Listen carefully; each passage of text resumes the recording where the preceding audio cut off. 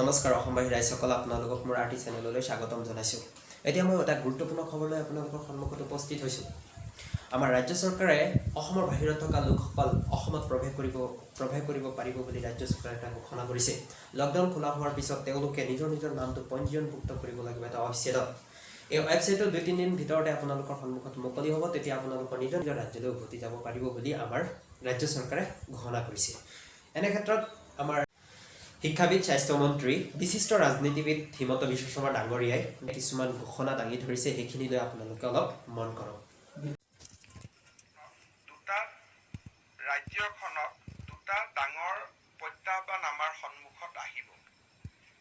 এটা প্ৰত্যাহ্বান আহিব যে 14 তাৰিখে যদি আমাৰ লকডাউন খুলি যায় বা 20 তাৰিখে যদি লকডাউন খুলি যায়, অসমৰ পৰা বাহিৰত কিমান অসমীয়া ল'ৰা বাহিৰত আছে আৰু সকলো যদি একেলগে আহি যায়, যোনদিনাখনে বিমান, ৰেল এইবিলাক খোলে, সকলো যদি একেদিনাই আহি যায়, আমি তেওঁলোকক কোৱাৰেণ্টাইন কৰিব পাৰিম নে নাই?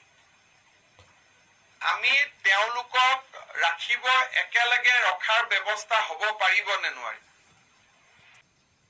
আৰু ৰেলত যদি এবাৰ উঠি আহে, তেতিয়াহ'লে আমিতো নাও পাব নোৱাৰিম। সেইকাৰণে আমি ইয়াত চিকুৱেন্সিং কৰিব লাগিব। যে প্ৰথম আমি জানিব লাগিব যে অসমলৈকে কোন কোন উভতি আহিব খোজে। ছাপোজ 50,000 মানুহ অসমলৈকে আহিব খোজে।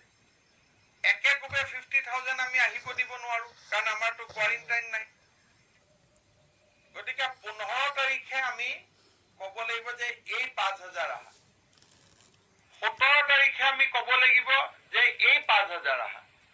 19 তাৰিখে আমি ক'ব লাগিব যে another 5,000 আহা। লকডাউন কেতিয়া খুলিব, কি ধৰণে খুলিব, ভাৰত চৰকাৰে কি ব্যৱস্থা ল'ব, এইটো এটা সুকীয়া কথা।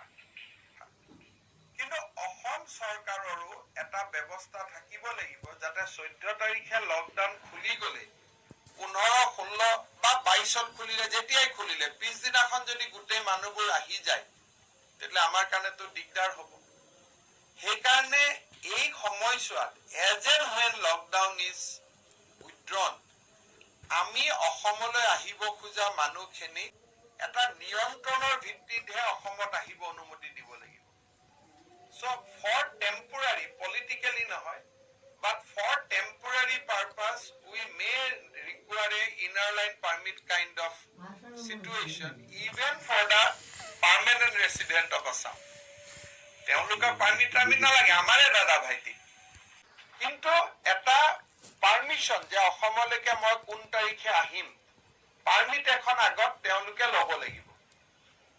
যদি পাৰ্মিট এখন নোলোৱাকৈ অসমত আহি যায়, আমি নাজানো তেওঁলোক মৰিয়নিতে নামিলে নে, ডিমাপুৰতে নামিলে নে, ডিফুতে নামিলে, এই গোটেই 14 দিনৰ যিটো আমি সকলোৱে মিলি ত্যাগ আৰু কষ্ট কৰিলো, এই যাব।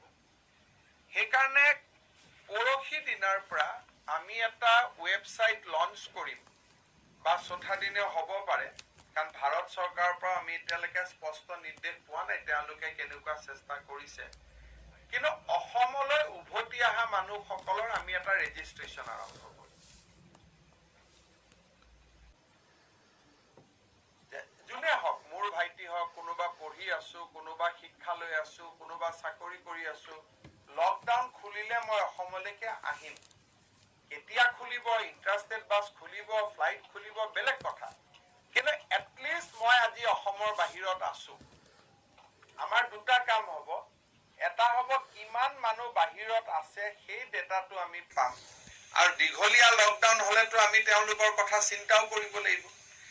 আৰু যদি লকডাউন উদ্ৰ হয়, তেওঁলোক ঘূৰি আহোঁতে আমি ডেইলি 1000-2000 মানুহতকৈ বেছি ঘূৰাই আনিব পাৰিম নে নাই। আৰু জানিব লাগিব তেওঁলোকৰ জিঅ'গ্ৰাফিক লোকেশ্যনবোৰ কি। যদি লোৱাৰ আছামলৈকে বেছি মানুহ আহিব, তেতিয়াহ'লে সৰু সজাইৰ দৰে বঙাইগাঁৱত এটা কোৱাৰেণ্টাইন কেম্প কৰিব লাগিব। যদি ডিব্ৰুগড়লৈকে আহিব খোজে, তেতিয়াহ'লে ডিব্ৰুগড়ত এটা ডাঙৰ কোৱাৰেণ্টাইন কেম্প কৰিব লাগিব, কাৰণ মানুহটোতো ইমান আমি ল'ব নোৱাৰিম, আৰু হোম কোৱাৰেণ্টাইনৰোতো সকলোৰে নাথাকিব।